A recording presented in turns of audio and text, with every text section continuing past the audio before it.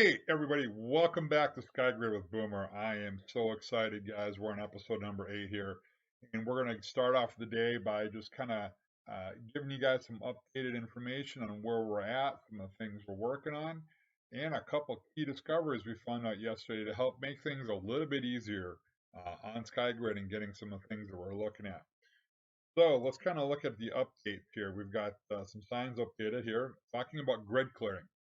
And I featured grid clearing much earlier on in the series, where we have an area that it covers 1 million by 1 million square blocks. But as you've seen in a grid, it's not every single block. It's every fourth block going on the X and Y and Z axes. So in a 4 by 4 by 4 area, or 64 physical blocks within a game, one block only exists.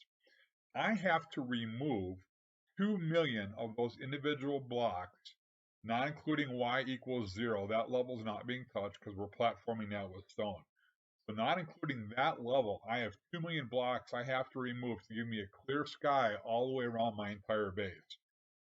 So far, as of 5 minutes ago, I've cleared roughly 62,400 or 3.12% of the grid. You gotta be wondering, man, this is gonna take forever. You're absolutely right. This is gonna be a long process. I initially clear out a 100 by 100 section of grid for the base that I'm working out of. And at the moment, my focus is on the middle 200 by 200. In my last episode update, we had shown and told you guys about we've cleared half of that. And I've got about 3 rows of that done so far into the other half of the 200 by 200. So we're making some progress. We're going to hopefully start building parts of the base here relatively soon because I want to get going on it. I have a ton of things that I want to build, and I really need to start. So as far as protecting that area, and we talked about having custom plugin protection on the server. So I'm going to pull down. Oops, I don't have them in here. Let me go get one. I'm going to show you guys one of the protect blocks. We have 2 different kinds. If you are a non-member or you are a rank on the server, we have the structure blocks are used as our protect blocks, and there's 2 different kinds. If you right click on it, no matter which one you use, you have a number of different options. This one, remove owner, I don't understand while you as the owner can actually remove yourself without having anybody else on the plugin. So guys, if you're watching this, please never remove yourself as the owner unless you have another owner on the plugin or on the protect block, because then staff has to come and re-add you. So you can find out info about it. As you'll see on the screen here, this one is a Protect 25, meaning it covers 25 blocks from the protector on the X and on the Z axis. It also covers void to sky no matter where you place it. So you can either place it all the way up at 128 or you can place it down at 0. I'm placing mine at 0 because at y equals 1, I'm placing a layer of glass. In other words, nobody will ever see the protect blocks. These are not the best building blocks for aesthetics. So mine are going to be getting buried. So you can see the info on it. You can add a user, meaning somebody can build on the base, but they can't remove the block. And they do have a couple other functions that are limited. They can't add flags to the block.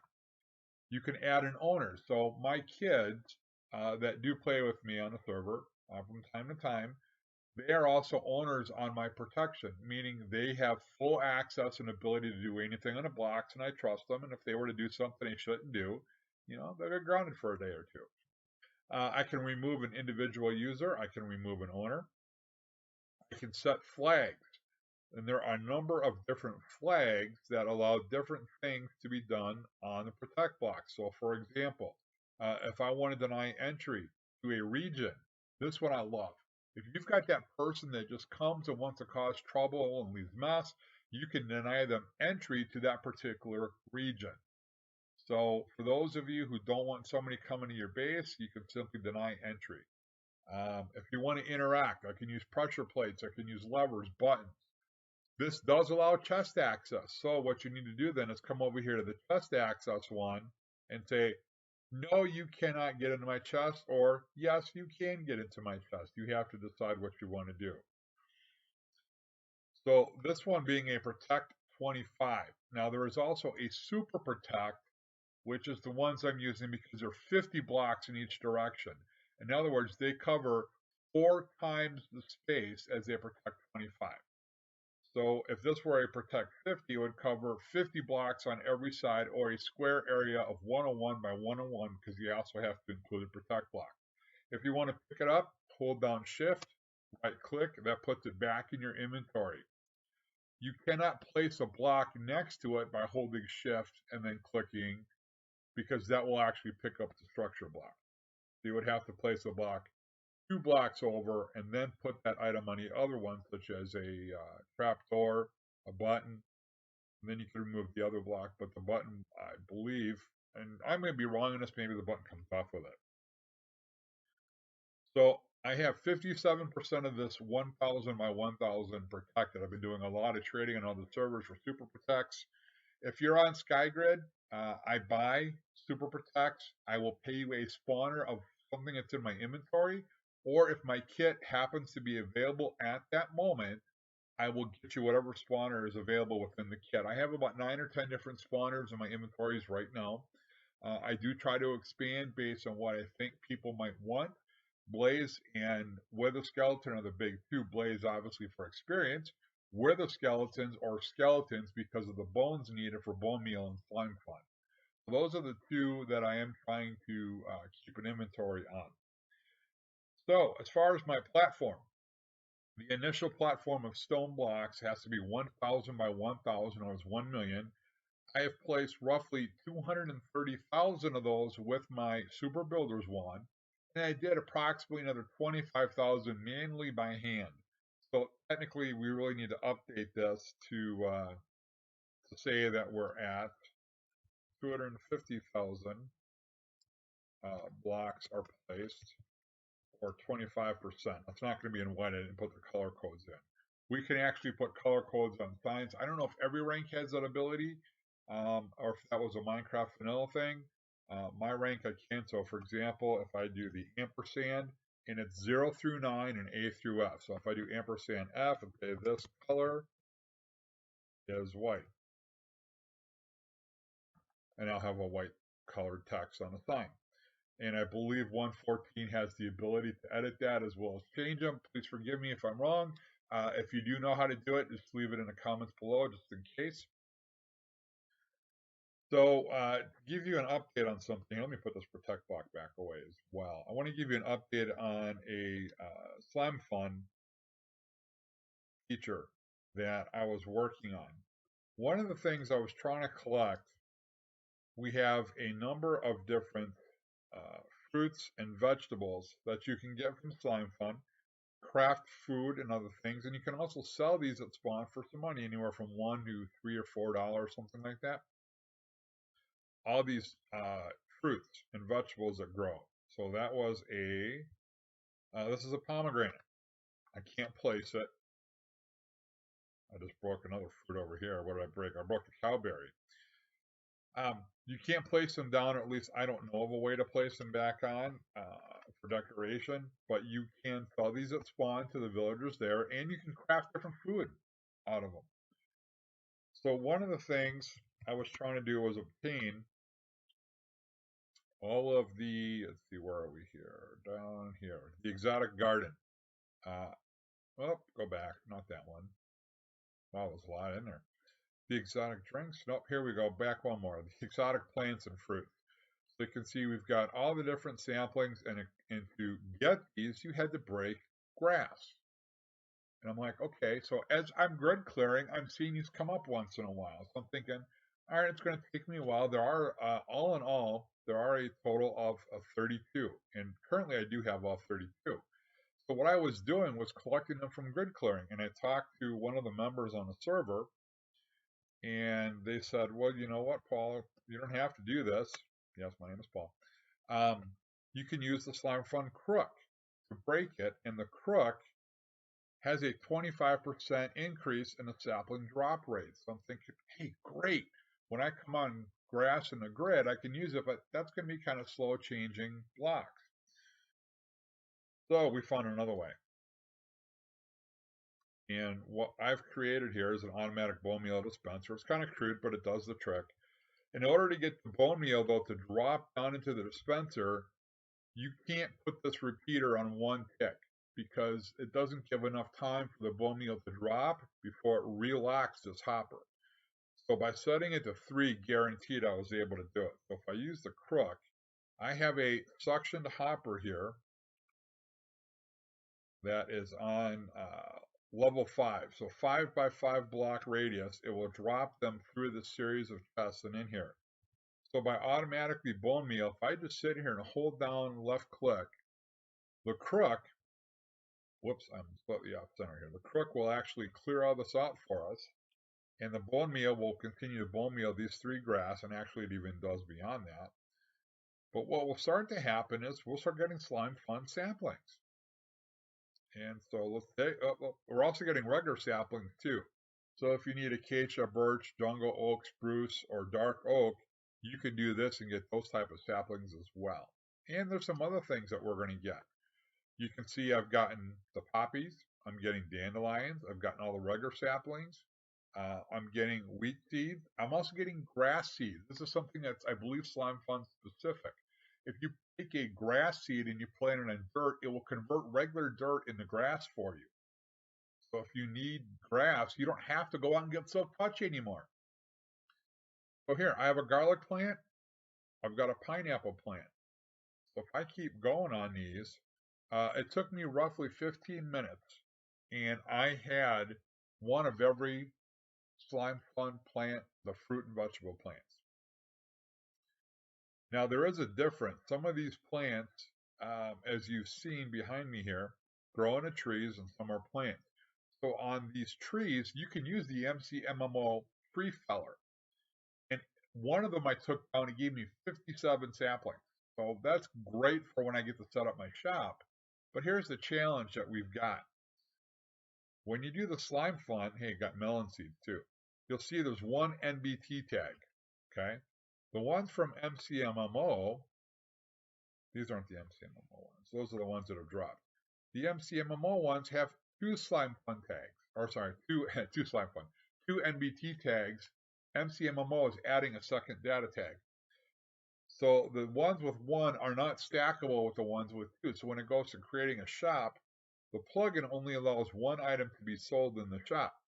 So I have to decide, do I use the ones with 1 NBT tag by getting them this way, maybe AFK on them overnight to get quite a few, or from a simplicity standpoint, because when I set up my tree farm, if I use all of these for my trees to get my wood, I'm going to have thousands and thousands of saplings.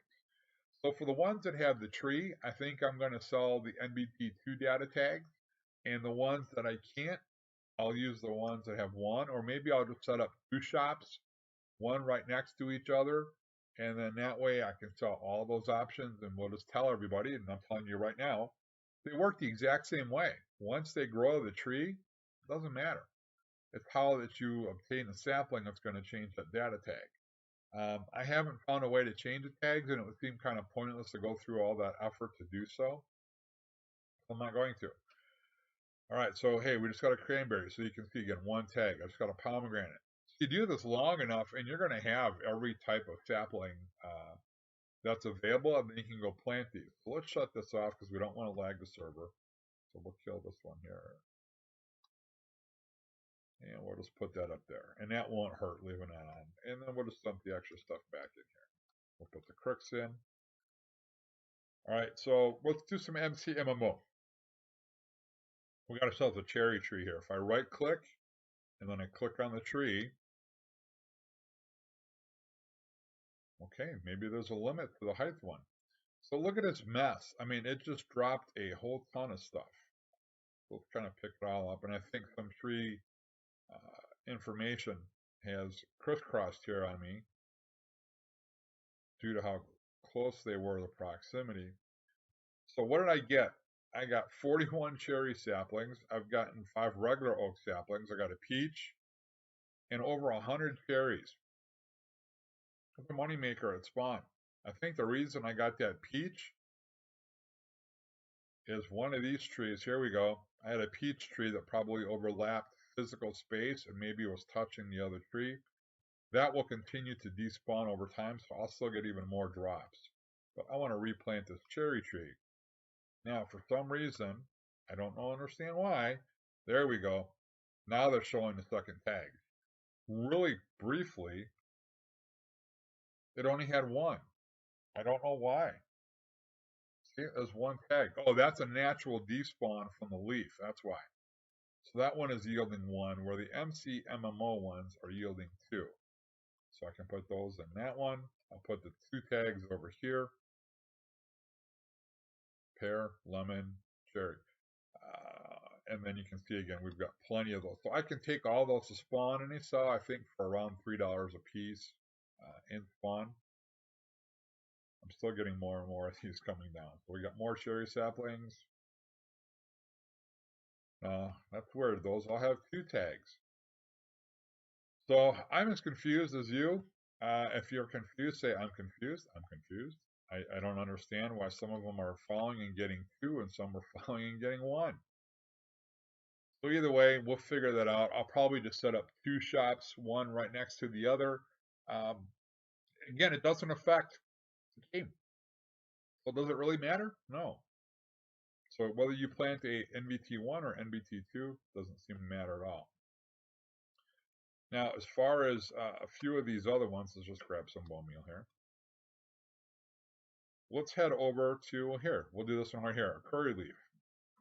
If I bone meal this sucker nonstop, you can see it's dropping curry so that I can use in creating a different food. But what it's not dropping are saplings. And it looks like some of that's getting picked up by the hopper possibly. You don't see any more curry saplings. We'll go in here and just to make sure. Pomegranate, cranberry, garlic, pineapple, oak. Did pick up a curry leaf, but this does not drop curry saplings. So if I want more curry plants, I've got to resort back to bone mealing grass to get them. Seems pretty simple, right? So there's kind of an update on that. We'll put these curry leaves in there. Maybe we'll make some dinner later. And we'll put some bone meal away. So that's kind of where that's at. So I do have all of these, and there's a complete list in the Slimefun guide. So if you want to access the guide, /SF space guide, and that'll bring that up for you. Just to give you a few more updates on where we're at with a couple of things. Been working getting kelp blocks for the base. We are at 5.25 maybe shulkers worth of kelp block. My furnace is still level 8. I haven't gone back and updated it yet. That'll be coming soon. No real need. At level 8, sorry guys. At level 8, this kelp farm is actually not challenging the furnace. If I look into my hopper that collects, there's nothing in there. This has been able to keep up. So I probably need to add at least one, maybe two more levels before that level 8 furnace is going to have to be updated. Some update on my McMMo ranks. So again, I haven't pushed a whole lot. I've been working mainly on mining, excavation, wood cutting. Overall, I'm still number 3 on the server, which is great. I'm getting close to 100% drops on mining.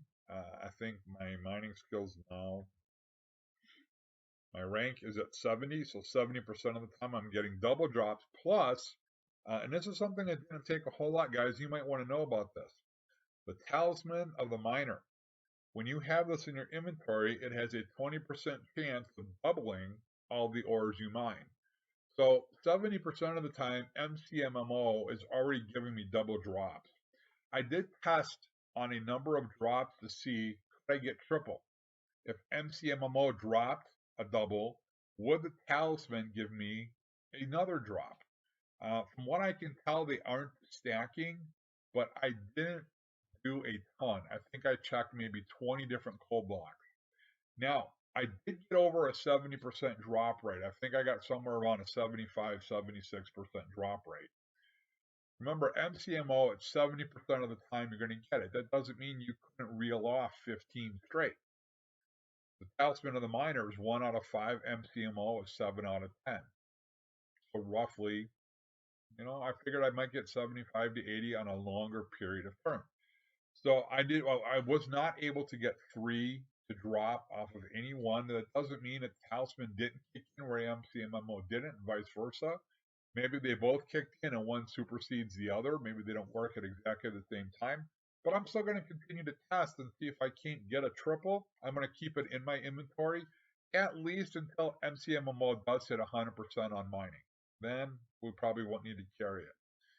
So how do you craft this Talisman? Let's go back up and look at this. So this is a level 1. I did check the tier 2 one, and surprisingly, I don't understand. The tier 2 seem to almost all be the exact same as the tier 1. It didn't make a lot of sense.